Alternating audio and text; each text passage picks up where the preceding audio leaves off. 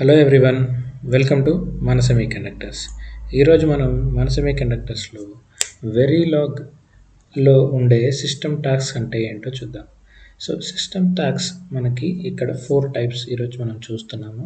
Dollar display, dollar right, dollar strobe and dollar monitor. ఇవి బేసిక్గా డిఫరెంట్గా బిహేవ్ చేస్తాయి. సో ఇవి మనము సిమ్యులేషన్లో మనము టెస్ట్ డీబగింగ్ కోసం అని వాడుకుంటాము. ఇది completely non synthesizable elements. Synthesis tool కంప్లీట్గా ఇవి ఉన్నా కూడా కంప్లీట్గా దీన్ని ఇగ్నోర్ చేస్తుంది అనమాట. సో మనము ఇప్పుడు సిమ్యులేషన్స్లో ఇవి వాడుకుంటాం సో దట్ మన వెరిఫికేషన్లో ఇవి బాగా మనకి యూజ్ అవుతాయి. సో డిస్ప్లే అంటే ఏంటి, రైట్ అంటే ఏంటి, స్ట్రోబ్ ఆర్ డాలర్ మానిటర్ అంటే ఏంటో ఒకసారి చూద్దాం. సో డిస్ప్లే అంటే ఇప్పుడు మన కోడ్లో ఒక పర్టికులర్ ప్లేస్లో మనం డిస్ప్లే పెడితే ఆ పర్టికులర్ టైంలో అది ఒక కంపైల్ అవుతూ రన్ అవుతూ వచ్చి ఆ పర్టికులర్ డిస్ప్లే స్టేట్మెంట్ దగ్గరికి రాగానే వెంటనే ఎగ్జిక్యూట్ అవుతుందన్నమాట. ఇమీడియట్గా అది స్టేట్మెంట్ రాగానే వెంటనే ఆ డిస్ప్లే స్టేట్మెంట్లో ఏదైతే ఉందో అది వెంటనే ఎగ్జిక్యూట్ అయ్యి నెక్స్ట్ లైన్కి వెళ్ళిపోతుంది.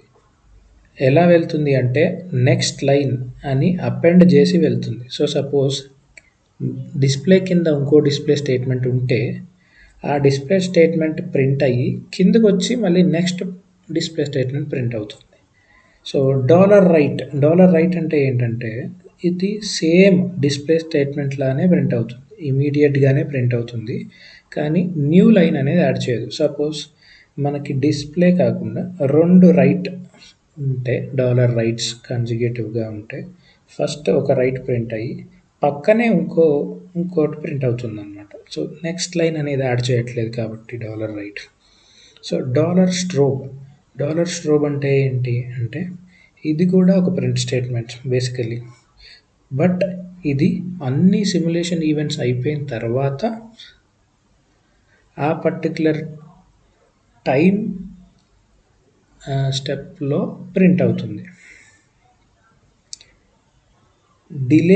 డిలే చేస్తుందన్నమాట. ఆ పర్టికులర్ ప్రింటింగ్ని అన్ని సిమ్యులేషన్ ఈవెంట్స్ అయిపోయేంత వరకు డిలే చేసి తర్వాత ప్రింట్ చేస్తుంది. సో ఇది మనం ఈవెంట్ స్ట్రాటిఫైడ్ క్యూస్లో మనం చూసాం. ఫ్యూచర్ రీజియన్లో ఇది ప్రింట్ అవుతుందన్నమాట. ఇది అండ్ డాలర్ మానిటర్కి వచ్చేసరికి ఇది మానిటర్ చేస్తూ ఉంటుంది ఆ వాల్యూని. వాట్ ఎవర్ వాల్యూ మనం దాంట్లో రాసామో డాలర్ మానిటర్ బ్రాకెట్స్లో ఏదైతే వాల్యూ మనం రాసామో ఆ వాల్యూ చేంజ్ అయిన ప్రతిసారి ప్రింట్ అవుతుందన్నమాట. అది డాలర్ మానిటర్ చేసే పని.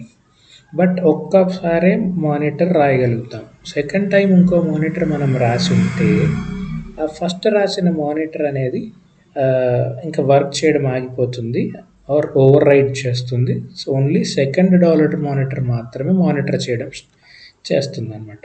ఇప్పుడు మనం ఒక సింపుల్ ఎగ్జాంపుల్ ఇక్కడ చూసినట్టయితే dollar display, dollar right, dollar strobe and dollar monitor అనేవి ఉన్నాయి. సో ఇక్కడ డాలర్ డిస్ప్లే ఈ స్టేట్మెంట్ ప్రింట్ అవుతుంది, ఏ అనేది ప్రింట్ అయ్యింది.